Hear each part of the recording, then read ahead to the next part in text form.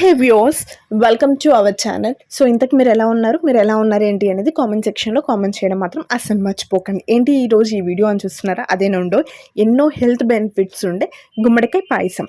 ఈ గుమ్మడికాయ పాయసాన్ని ఎలా ప్రిపేర్ చేసుకోవాలి ఏంటి అనేది డీటెయిల్డ్గా ఈ వీడియోలో నేను చెప్పబోతున్నాను. So let's start our video. So నేను ఇక్కడ బూడిద గుమ్మడికాయ తీసుకుంటున్నాను. ఇలా ఒక గుమ్మడికాయ తీసుకొని దీన్ని మంచిగా క్లీన్ చేసేసుకొని దీన్ని చెక్కు తీసుకొని ముక్కలుగా కట్ చేసుకొని దాన్ని తురిమేసి పెట్టుకోవాలన్నమాట. సో ఈ గుమ్మడికాయల్లో మనం చెప్పుకోవాలంటే చాలా చాలా హెల్త్ బెనిఫిట్స్ ఉన్నాయి. ముఖ్యంగా కిడ్నీలో స్టోన్స్ ఉన్న వాటిని కరిగిస్తుంది, లేదా యూరిన్ ప్రాబ్లం ఉన్న దాన్ని సాల్వ్ చేస్తుంది, లేదా ఇమ్యూనిటీ. సో ఇలాంటి రకరకాలుగా ఉంటాయన్నమాట.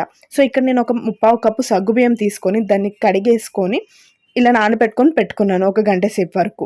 ఇలా గుమ్మడికాయ తురుముకున్న తర్వాతకి ఇందులో ఉన్న రసంని మొత్తం కూడా తీసేసుకోవాలి. అలా రసాన్ని తీసేసుకున్నాక ఇక్కడ ఒక పాన్ పెట్టేసుకొని అందులోకి నేను ఒక 2 టేబుల్ స్పూన్ దాకా నెయ్యిని తీసుకుంటున్నాను. ఇలా నెయ్యిని తీసుకున్న తర్వాతకి ఏదైతే మనం తురుముకొని రసం తీసి పక్కకు పెట్టినామో గుమ్మడికాయ తురుముని ఇందులో వేసేసుకొని పచ్చివాసన వెళ్ళేదంత వరకు కూడా లో ఫ్లేమ్ మీద మాత్రమే వేపుకోవాలి.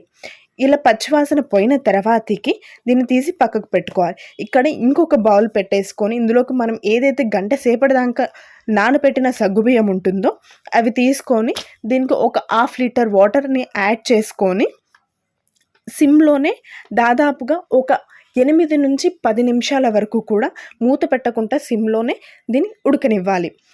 ఇది ఉడకడానికి కనీసం 10 నిమిషాలంటూ టైం పడుతుంది.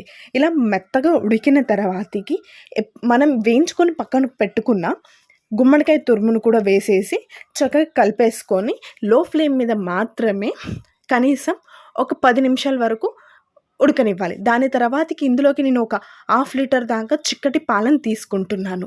ఇలా పాలు కూడా వేసేసుకున్న తర్వాతకి చక్కగా కలిపేసుకోవాలి. ఇలా కలిపేటప్పుడు పాలు అలాగే సగ్గుబియ్యం ఈ గుమ్మడికాయ అనేది పాలలో వేగి మంచి ఫ్లేవర్ అనేది వస్తుంది. దాని తర్వాతకి నేను ఒక 2 యాలకులని దంచి వేసుకున్నాను.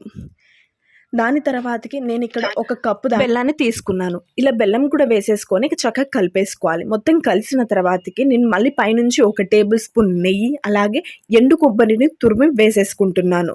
ఇలా కంప్లీట్గా వేసుకున్నాక ఒక 5 మినిట్స్ స్టవ్ మీద మగ్గనిచ్చి దింపేసుకుంటే మన ఎంతో టేస్టీ అయిన హెల్దీ గుమ్మడికాయ పాయసం రెడీ అవుతుంది. గుమ్మడికాయలు ముఖ్యంగా చెప్పుకోవాలి అని అంటే ఇమ్యూనిటీని పెంచుతుంది, అదే విధంగా శక్తిని పెంచుతుంది. డయాబెటిక్స్ ప్రాబ్లమ్స్ ఉన్నా, బాడీ డీహైడ్రేషన్ ఉన్నా, రక్తస్రావణ తక్కువ ఉన్నా కూడా ఇది హ్యాపీగా పనిచేస్తుంది. ఇంతకీ మీకు ఈ వీడియో నచ్చితే కనుక please do like, share and subscribe and don't forget to click bell icon. మరి ఇంకొక వీడియోలో కలుసుకుంటాను. Until then bye.